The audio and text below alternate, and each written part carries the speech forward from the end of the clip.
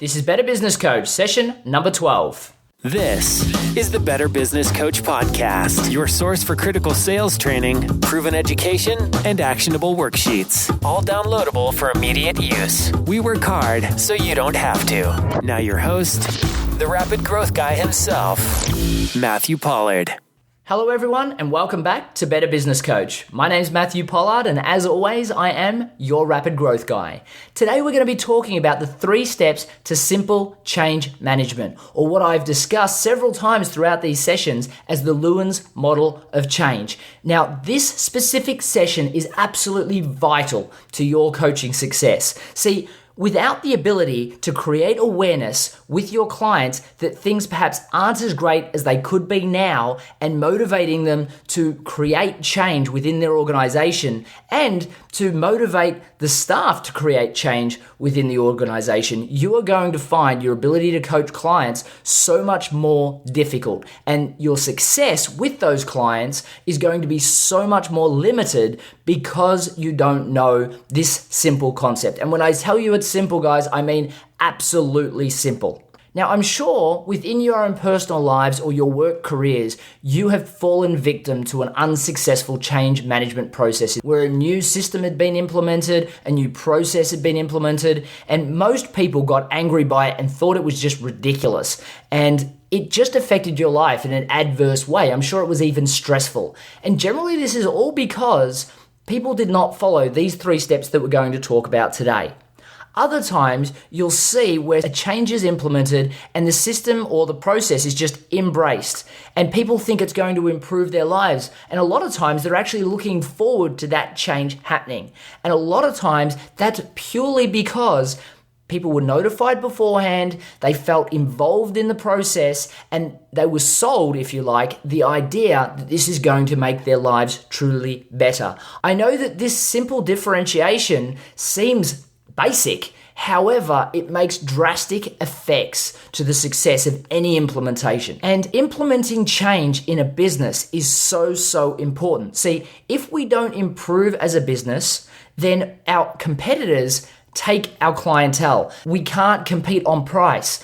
We don't deliver as well as other people do, and our product quality perhaps isn't even going to be as good as our competitors. So as a business, if we don't change, we're going to get left behind. So embracing change as a business owner, as a staff member is vital. For you as a business coach, making sure that this occurs is absolutely vital to your success as a business coach, but also vitally important to making sure that the businesses you're working with get success so that they can continue to afford to pay for you and will be motivated to pay for you because they will see that you're the one that's responsible for the successful implementations of all of these ideas. The worst thing in the world for you as a coach is to implement something where a business owner sees you as the reason for why it didn't go well, or sees you as the one that's causing all of the trouble and all the torment within their business because you always are implementing things that people are getting their back up about. So implementing this 3-step process is so vital for you implementing things so they see you as an asset rather than the tormentor of their lives. So let's quickly just look at why business owners need to change. The first one's obvious. They're not profitable. And if a business owner is not profitable, they need to implement change to increase productivity, increase profitability, increase sales, or create better marketing to allow for additional profit or additional revenue that will create that additional profit. That's the first one, and obviously that's the most basic of reasons for why businesses need to change. The next one is staff not performing. Obviously, if you're not getting the effectiveness out of your staff that you need to implement systems to improve that. The third one, as we touched on before, if you're not innovating, you're being left behind. So you need to implement change to make sure you're keeping up with your competitors or excelling past your competitors. And I've seen so many businesses that try and stay away from change and they get left behind, they end up going broke. Even an industry as simple as polishing slate or doing plumbing. There are technologies for getting your clients to book in online. There are technologies for accepting payment on your mobile phone or your cell phone. And if you don't start to take these on, you'll get left behind because you can't afford to compete on price and you can't work as effectively as your competitors. And your customers will notice this. And that's a good segue into the next one, losing market share. If you're starting to notice that you're losing customers, you need to implement change because they're obviously going to a competitor that does something better, different, or more innovative than you do. So you need to implement change to, again, keep up and excel past them. The last one is more for medium to larger businesses. However, if you're not coaching somebody like this now, trust me, you will. And it's important that you absolutely embrace this 3-step model before this ever happens. And that is mergers and takeovers. Without the help of a business coach or a change management specialist that will help people embrace the fact that two companies are merging, you get absolutely horrible results. People get scared of losing their jobs. People get scared of system changes. People get scared that everything in their world, their importance is going to change. There's horrible things that can be attached to this in the mind of everybody that's involved. So when we look at mergers and takeovers, I've seen such different implementations where all organizations on both sides are so excited about the merger, and others where they're protesting, striking, sending emails to directors and shareholders saying, please don't make this happen, I don't want to lose my job. So the implementation of an effective change management strategy for a merger and an acquisition is going to earn you big dollars if you can be part of that and if you can assist that process in a positive way. So let's take a second to look at who could possibly resist change. Now, most people would suggest that employees and managers could resist change. What would surprise you, though, is a lot of the times business owners themselves, even though they're paying you to implement change and increase the productivity, profitability of their business, may still resist change themselves. Shareholders may resist change.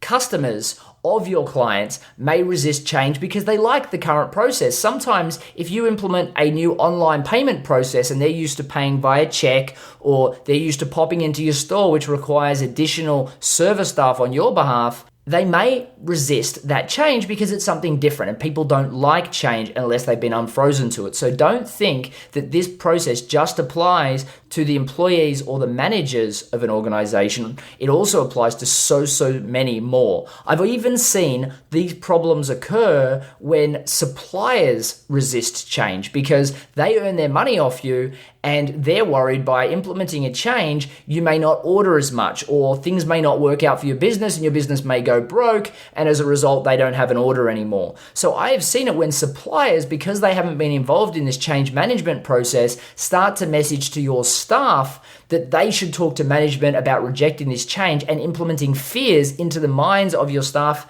and management team about why they shouldn't go about taking on any forms of change that you're suggesting. So you need to make sure even suppliers are involved in this process that we're going to be talking about. Then you've also got governments and community groups. Obviously, if you're opening up a Starbucks coffee in a quiet suburb, you're going to get community groups that are going to get upset with this. Obviously, there's a very obvious one, but there are so many less obvious things that could possibly cause government and community group frustration unless, again, you get them involved in this 3-step process. So why don't people like change? The first one is uncertainty and unfamiliarity. See, shareholders are used to getting a specific return. Therefore, if you change something, they're worried that that return may go down. Yes, it may go up as a result. However, if you change nothing, they get what's familiar as opposed to what's unfamiliar. Same works with employees and managers. They know that if they do certain things in a system right now, or if they deal with customers in a certain way, the process or the systems that you currently have will do one thing. If we change the systems and the processes, or anything really, then all of a sudden they have uncertainty. That creates unnecessary stress in their mind, and that can become a problem for them. So that's why they start to resist or don't like change. And there are obviously, for each one of these levels, for customers, suppliers, for governments and community groups, each one has their own reasons for why they don't like change in anything that you do. Especially though for staff and managers, they can feel like their past performance is being criticized. And this is absolutely key to change management. You need to make sure that everybody sees it in a positive light. You're trying to improve things to make sure that their lives get better. If they feel they're being criticized, they're not going to take on the change that you're suggesting. They see it as a punishment. And as we all know, when we punish our kids, send them to their room, what do they want to do? They want to come out of their room. However, if they're in their room playing, they could be in there for hours. As long as it's not a punishment, they'll be happy to be in there.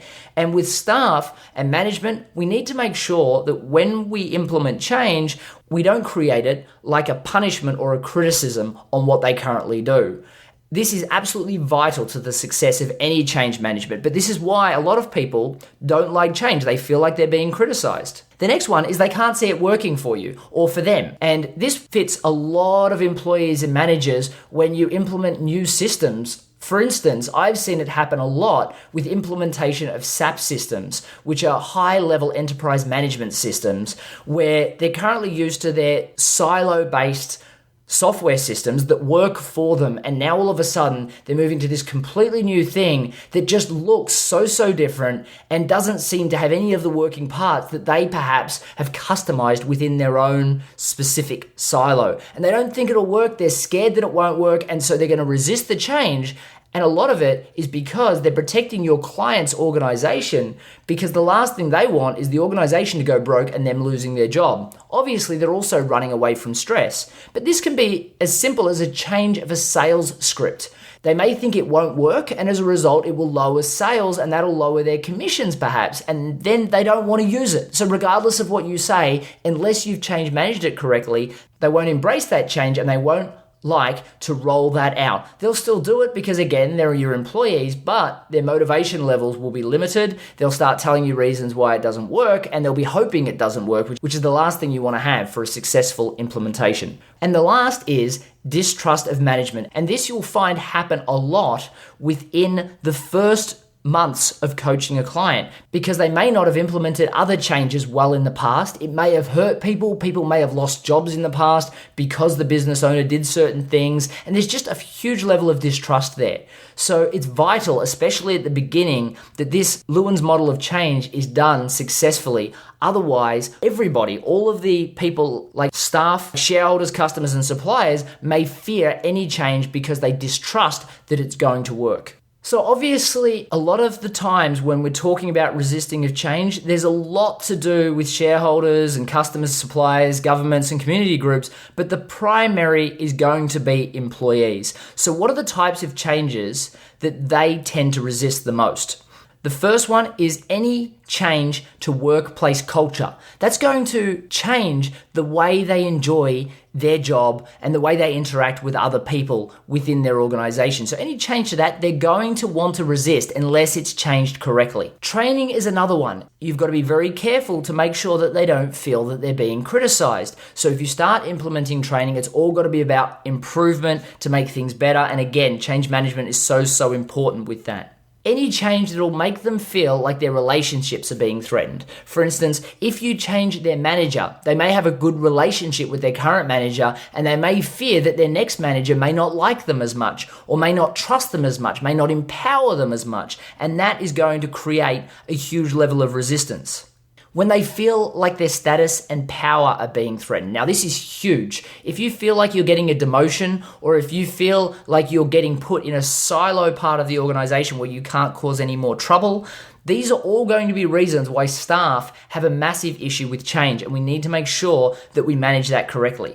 The next one is traditions being changed. Organizations, a lot of the time, have traditions that stem back years and years, and they may not be to the benefit of the organization anymore. In the past, it may have been something that they were proud of, and it may have been something that pushed the organization to success. However, now it's getting in the way of making that next step. When you try and change them, though, people may have identified with that specific tradition, and changing it may be something they don't like. So focus on change management. The next one, and this is major, staff feeling like they may fail in the new environment. What if I can't use the new CRM? What if this sales process doesn't work for me? What if customers complain more because I make mistakes? What if my manager feels that I don't achieve and I don't get my KPIs, or I don't get my end of year bonus because of this, in their mind, ridiculous, crazy change that won't help them because they haven't been told why it'll help at this stage?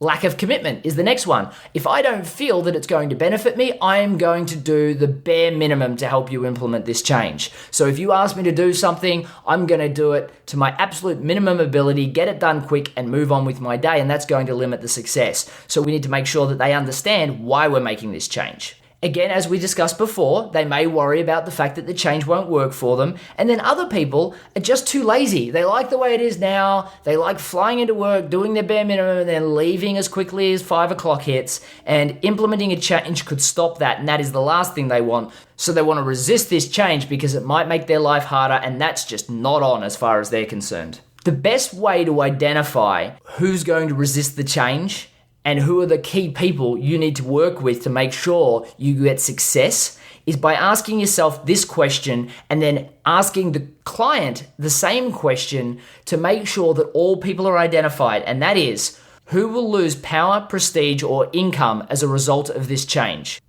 Okay, so let's go through the model. The Lewin's model of change is 3 steps: unfreezing, changing, and refreezing. Now, unfreezing is the most vital part, and we did cover that a lot when you're trying to coach a client to get them to identify or get them to become aware that they need change by going through the business needs analysis in session 7 and 8. And if you haven't downloaded that document yet, it's available at matthewpollard.guru/007. However, unfreezing, or step 1, is about unsettling the status quo, making people question whether their present situation is actually suiting them. It may have suited them in the past, but getting them to question whether or not it suits them now.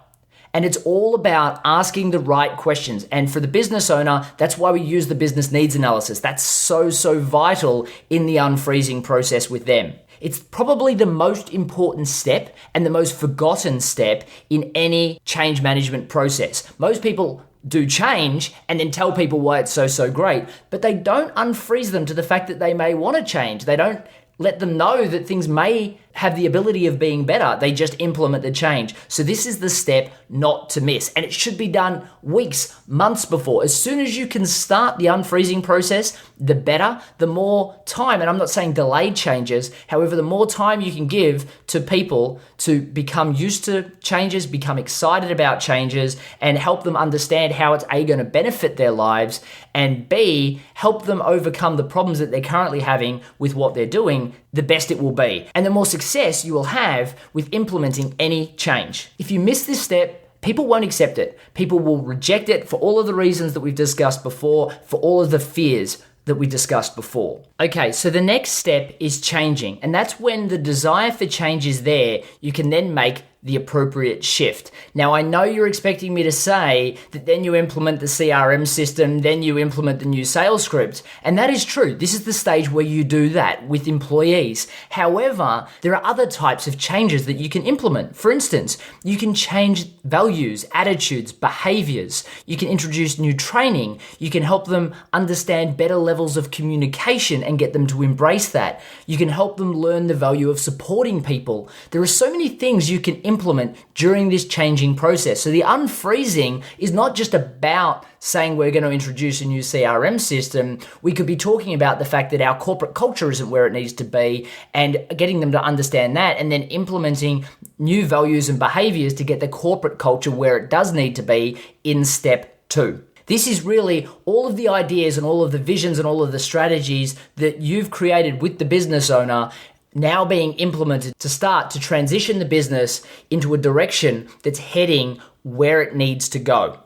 The next step is unfreezing, or the final step is unfreezing. And this is where you make sure that the change sticks. So many people implement change, and look, as I said, most businesses only purely focus on the change. They don't do the unfreezing and they don't do the refreezing. And the problem with this, especially with missing the refreezing part of the process, the change doesn't stick. People don't buy into it still. So they know they've got to use a new system, but then they still use the old system. And I've seen people that have been given new CRM systems in an organization that still have Excel spreadsheets that they use in the back end so that they don't actually have to use it, because they're the only person that physically looks at that spreadsheet on a regular basis. So they have an Excel spreadsheet, and then at the end of the month, they quickly input all of the data into the CRM so that everybody knows and is aware of it. And this is horrible. What that means is nobody's bought into the change. And because of that, they're going back to the previous systems, the previous processes. And you'll find even with corporate culture, if you implement something that is supposed to drastically change the corporate culture, but you don't follow a refreezing process, people don't take it on board.